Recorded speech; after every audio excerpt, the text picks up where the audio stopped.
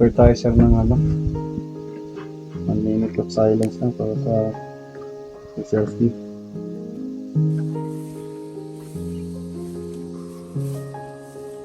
Lord, maraming salamat at nakarating kami dito ng safe.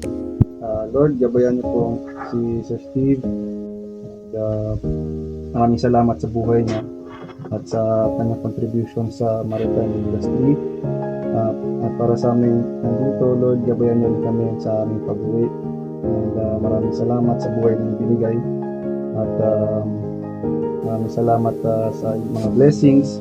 At ito yung panalangin namin sa inyo, Panginoon. Amen. Amen.